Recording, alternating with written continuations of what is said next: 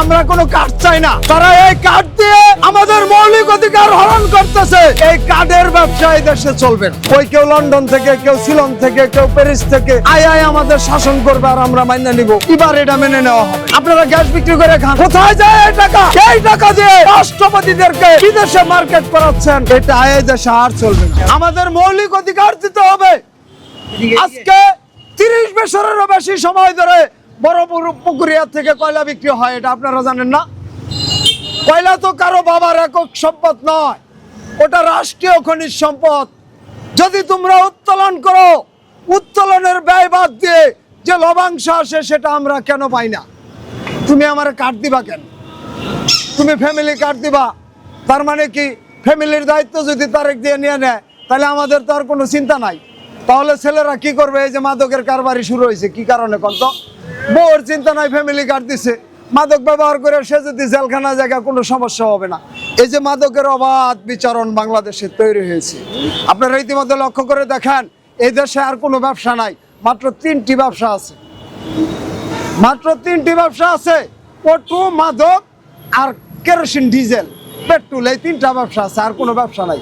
সমস্ত ব্যবসায়ীদের মাথায় হাত। ফুটপাতের লোকদের সাথে আমাদের কথা হয়। আমরা এর আগে একটা কথাই বলেছিলাম যে প্রিয় দেশবাসী, আমরা যে শুধু রিক্সা চালক রাজপথে আছি তা না, গলি থেকে রাজপথ, অফিস থেকে আদালত, পাড়া কিংবা মহল্লা, বাজার কিংবা ফুটপাতে সব জায়গায় আমাদের সমান সমান তালে অবস্থান। আমরা মানুষের পকেটেও দেখি, বাজারের ব্যাগে কি আছে এটাও দেখি। তো আমাদের নিয়ে কথা বলেন, কিন্তু কেউ আমাদের নিয়ে কথা বলে না। আমাদেরকে শোষণ করার পদ্ধতি বেছে নিয়েছে তারা।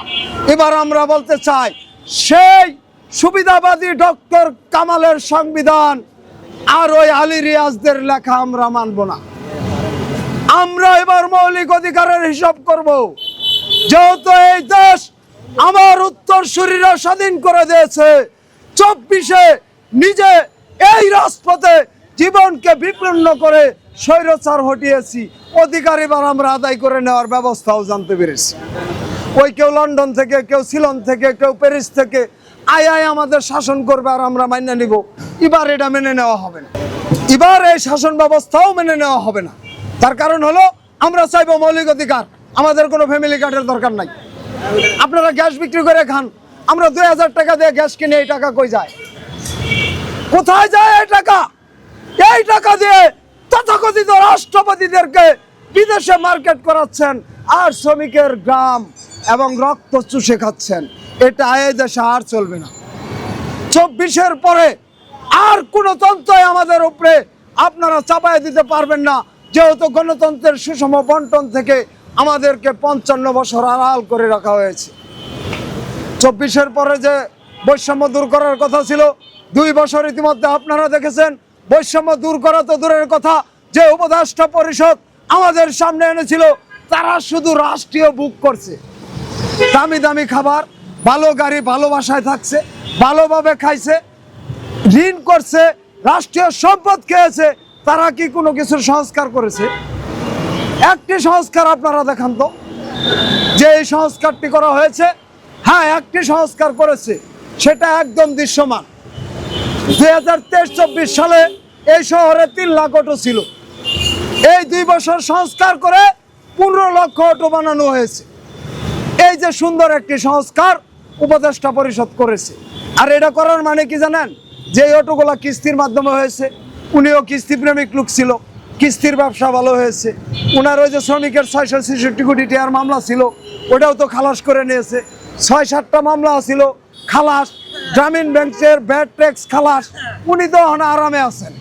এখন আমাদের নিয়ে আর চিন্তা কে করবে? ইতিমধ্যে আমি লক্ষ্য করে দেখলাম যে দেশে যে মব ভায়োলেন্স, এই মব ভায়োলেন্সটা কিন্তু অনেকটা বেড়ে গেছে। এর আগে কিন্তু মবের ব্যাপারে অনেক কথা হয়েছে। এখন যে হারে মব বৃদ্ধি পেয়েছে, এখন কিন্তু কেউ মবের ব্যাপারে কথা বলে না। সে আওয়ামী লীগ করুক, যাই করুক, জঙ্গি হোক আর যাই হোক, তার তো রাষ্ট্রীয় আইনের অধিকার রয়েছে। তাকে পিটিয়ে মেরে ফেলা, এটা তো এদেশের আইন নয়। এ ধরনের আইন ওই হাইকোর্টে করে ওরা আইনের ব্যবসা চালু করছে। ওই আইনের ব্যবসার মধ্যে নাম কি জানেন? আপনি যদি 5টা মার্ডার করে একটা উকিলরে যায়, কোন যে উকিল সাহেব মার্ডার তো 5টা করছি, কয় তোমার কিছু কইব না, চিন্তা করো না, আমার জাস্টিস সেই কিছু টাকা দিবা তোমার জামিন হয়ে যাবো।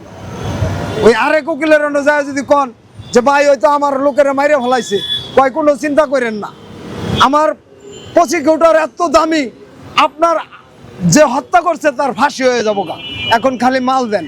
তারা এই যে কালো কুডের ভিতরে সাদা জিনিসটাকে ডেকে আমাদের উপরে এমন একটা অন্যায় চাপিয়ে দিয়েছে, আমরা শুধু খেটে খাচ্ছি, কোনো ভালো কিছুই পাচ্ছি না।